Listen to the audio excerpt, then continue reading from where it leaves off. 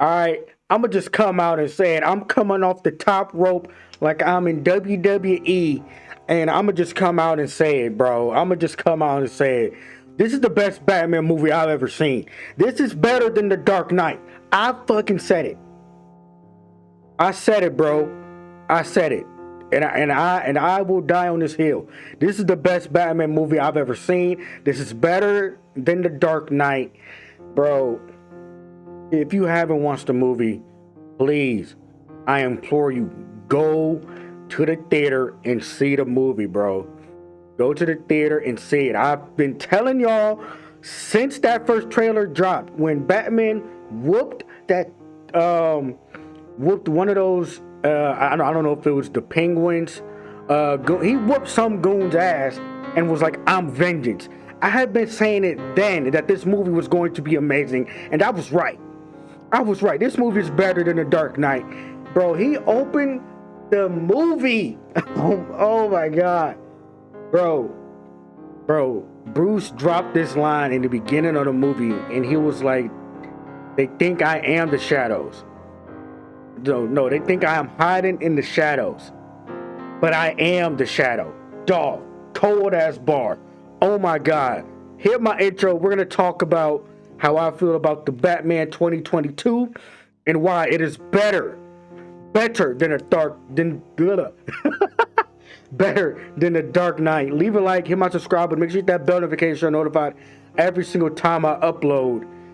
And yeah, hit my intro. Let's get it.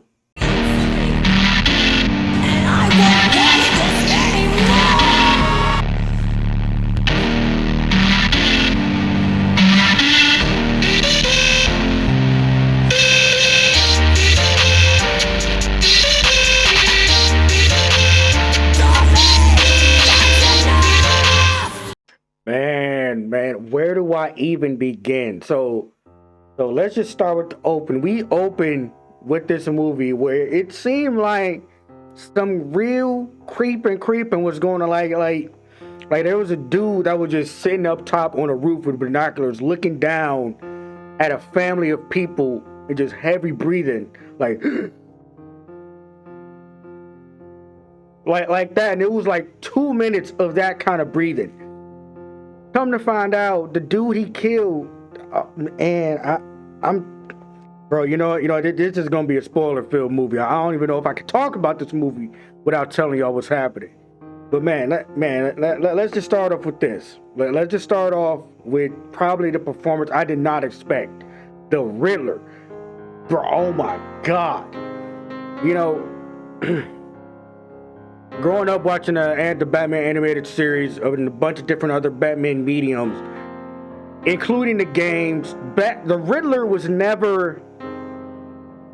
He would always be a difficult task, like mentally, like challenging aspects, challenging riddles, poems, and all that. But he was never downright terrifying like he was in this movie. The dude that played the Riddler acted his ass off. Bro, I never thought I'd see a movie where Riddler's the main villain and the Riddler is actually terrifying because, you know, he's not clinically insane like the Joker who just does stuff for no reason, all right? You know, he's not Mr. Freeze, you know, he's not Penguin who has a mob of goons. He's just somebody that wants to ask, you know, Bruce questions if he could solve his puzzles. And it seemed like he was always one step ahead. And in this movie, it felt like the Riddler, you know, the Riddler had a cause. Like he wasn't just doing it for shits and giggles. He had a cause that he was doing with his riddles. So this is something that I actually like. Instead of just having the Riddler be a bad guy for no reason, no, he was, for all intents and purposes, fucked over by Gotham, the Waynes, because he was an orphan. So he was just fucked over by the city and the government system. Come to find out, every little twist and turn that he had Batman and Commissioner Gordon solve was uncovering just how corrupt Gotham is. And to have a villain do that to really shed a light of how bad things are in Gotham was just, it's just incredible. Like the Joker normally just does stuff because he's a Joker. Like he has no reason. He is just clinically insane, and the Joker just wants to one up Batman at every turn. No, the Riddler had a goal. The Riddler had a goal that he was just going to uncover all the corruption that is Gotham City, and then blow it up because he just said fuck it at the end of the movie. So, man, bravo to whoever did the Riddler. Just bravo to that. It was just some incredible acting. Another person I really enjoyed in this movie was Robert Pattinson in his portrayal, along with the script's portrayal of not only Bruce Wayne, but the Batman himself, the Caped Crusader, you know, the Knight of Gotham. So, I'm gonna be honest with you. I did not think Robert Pattinson would do a good job. But man, when I tell y'all, Twilight Boy is no longer Twilight Boy. He is the Batman. Alright, so in this movie, Batman is in year 2. So it's young Batman. It's not, you know, it's not the Batman that we all know and love. Like, he's not a seasoned martial artist. He, you know, doesn't know his enemies to a T. He's still a world-class detective, but he's missing clues. His armor is not, you know, up to snuff. The Batmobile isn't the fully decked out Batmobile. So, you know, it's a young Bruce Wayne learning on the job, and this is his second year doing it. So, and I love their portrayal of Bruce Wayne and Batman. Batman is still young in this movie. He is not all the way there mentally, because if you see your parents get shot in front of you, that's going to fuck with you. And if you're a rich kid that has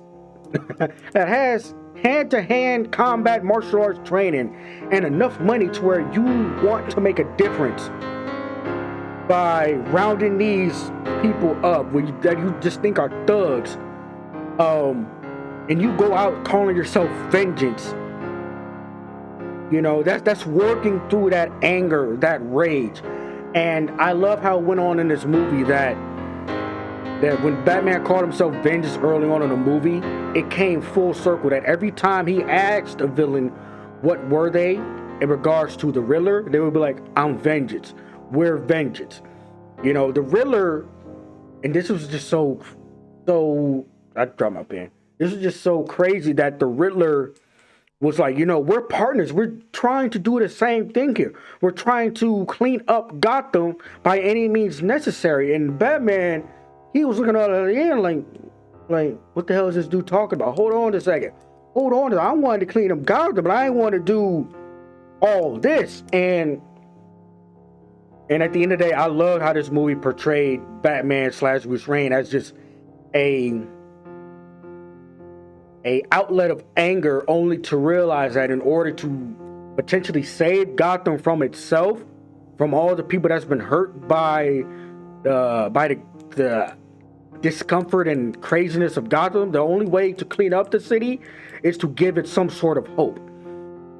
Because there is no hope in Gotham. Like, this whole movie is shot in dark. And oh my God, the filming of this movie, the shots, the weather, it really just bordered on a scene that, no, Gotham is a cesspool. You don't want to live here, but because it's probably cheaper than, you know, dealing with Superman in Metropolis, or dealing with, you know, super genius monkeys down in Gorilla City and down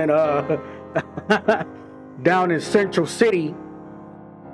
You know, this Gotham is probably one of the cheaper places to live because of how fucked up it is. Let's just be honest. It's probably the reason why people live there. It's cheap. But yeah, I really enjoyed that it portrayed Gotham as its own worst enemy. That the city is so corrupt, there is no light in this darkness. And as dark and as ruthless Batman may be, he realized at the end of the movie that he might be that light. That even though at the end of the day, trying to save Gotham from itself might kill him, he at least has to try. He at least has to try and change things around. So I love the overall portrayal of Batman and Bruce Wayne in this movie. Robert Pattinson, hats off to you. You did a phenomenal job. Even their interactions with Alfred, like we all know Alfred, he loves Bruce Wayne like his own son.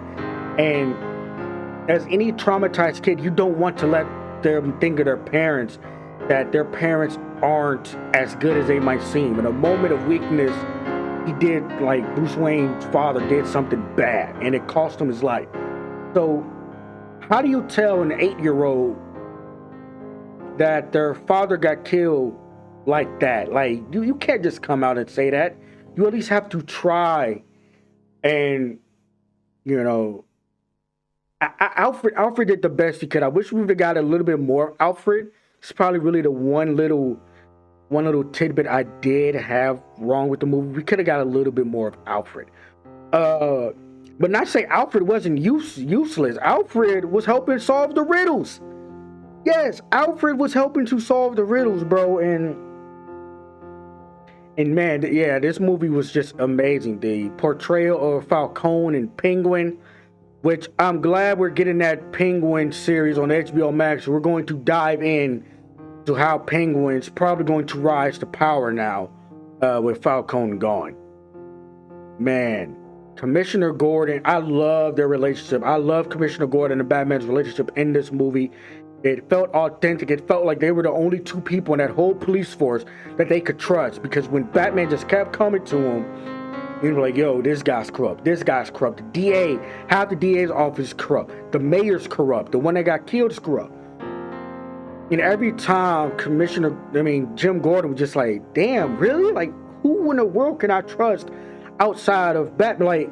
Like it got to a point where, because of how corrupt Gotham was, there was no support with the cops, between the cops that have worked with Gordon and Batman. There was no trust with Batman and the police outside of Commissioner Gordon. And I felt like at the end of the movie, the police trusted Batman because he was helping save people. He was digging people out of wreckage, leading them to safety. Batman was giving them a symbol of hope, and also letting the villains beware that, yo, you try and run up on Gotham, you're gonna have to deal with me. So I'm still blown away by this movie. I'm definitely going to go see it another time. I almost have to. That's how good this movie was. I sat there for 3 hours. And I still want to watch it again. I watch a lot of comic book movies. I watch a lot of anime movies. This is the first time I've ever wanted to see that, yo, I need to go see this movie again before it eventually goes on HBO Max. So yeah, this movie was just incredible. Zoe Kravitz. Oh my God, bro. She was looking generational this whole movie. Her first opening, the first time you even seen her, generational. Like, literally, the people in my theater, one of them was like, damn. Cause yes, that's how it felt watching Zoe Kravitz play Catwoman. And I love that they just not only gave her, and let me rephrase, I love that they gave Catwoman a role in this movie, not just as, you know, Batman's love interest, as she normally is, but they actually gave her a legit role. Like she was fighting, she was solving puzzles of her own. You know, she was looking for her friend that went missing, only to come find out her dad killed her. Just insanity. So they actually gave Catwoman a role, and Zoe Kravitz knocked it out of the park. Every actor ate in this movie. Every actor performed their ass off in this movie. There was no weak link in this movie. The last thing I want to say before I get out, because I don't want this to go on for about 20-30 minutes, the music score in this movie really enunciated the scenes. Something in the Way by Nirvana, just as a somber introduction to this movie, that how you can tell, like, oh, this might be some dark shit we're watching here. Yeah, the music score was just just chef's kiss, just amazing. Now, I loved how this movie was filmed. like I said earlier, it portrayed Gotham as its own worst character. Because you play any Batman game, watch any Batman animated series, Teen Titan related series, Gotham is a cesspool. We all know this. And to have Gotham be filmed as it is in such a dark, dreary, depressing weather, raining all the time, can't really see in a movie because it's so damn dark.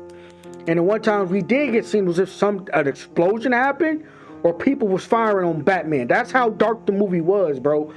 And to have it filmed like that was just amazing. Like, this movie blew my mind. I had high expectations for this movie, and it knocked it out of the park. And for me to even say that this movie is better than The Dark Knight, it's just that should tell you how good this movie is. Because honestly, I never thought a movie was going to touch The Dark Knight or even come close to it. And the Batman, to me, eclipsed The Dark Knight because it's Batman. It's focusing on Batman, his growth as a character, his growth as a hero in Gotham, and the people that he cares about. The Dark Knight, to me, was more on the Joker than Batman. Because when you talk about The Dark Knight, we're not really talking about Christian Bale's performance. We're not really talking about Batman. We're talking about how Joker just acted out everybody. Like Heath Ledger, rest in peace to the God, but he acted his ass off in that movie. And that, like, honestly, that might have been the best Joker I've ever seen live action. Because we all know Mark Hamill, the GOAT Joker in the animated series. But Heath Ledger really did well. Like Heath Ledger was the best actor in that movie. And that movie, I believe, had Anne Hathaway, who's a damn good actress herself. Bro, when I'm telling y'all, go if you like Batman, go watch this movie. Go watch this movie. I know I've been spoiling things about this movie, but just trust me. Go watch this movie. If you love Detective Batman trying to solve crime before shit gets blown up or shit has blown up, you're trying to figure out what the fuck just happened, go watch Batman. It is an incredible movie. I'll probably be going to see it again this upcoming Wednesday or next weekend. But I'm seeing this movie again sometime. So if you made this far, please make sure you leave a like. Hit that subscribe button. Make sure you let me know in the comments section how you feel about the movie. What do you think about the movie? Where do you rank this Batman movie? To me, it's probably number one. Then it's Dark Knight. Then it's Mask of the Phantasm. Then it's Batman Begins. So those are like my top 4 Batman movies. But yeah, bro, this movie is amazing. This movie is amazing. My fellow Batman fans, I'll probably actually re-download the Arkham game because I have to find out certain scenes that last thought. They took things from games. They took things from the animated series. They took things from the Telltale series where Falcone is Catwoman's father. They took scenes from the Arkham games. So they took things from Long Halloween. They took a lot of stuff from a different variety of mediums regarding Batman and blended it perfectly. This movie is a masterpiece to me. This movie is a masterpiece. I sat there all 3 hours, didn't have to use the bathroom. I saw people complaining that it was a bit of a long time. It was a long run time, but here's my thought. If you could sit there in the theaters for 3 hours watching Endgame when half the movie they're rambling about the consequences of time travel, you could sit there for 3 hours and watch Batman solve a case. End of the video. I'm out here. Make sure you let me know how you feel about this movie. Where do you rank this movie? I'm Juju the Gamer. This is Juju's Anime Corner. And I know it's not anime, but this movie is just so damn good. Somebody has to hear my thoughts. Somebody has to hear my thoughts. But I'm out here. I'm about to go record some love. See you all in the next video. Peace.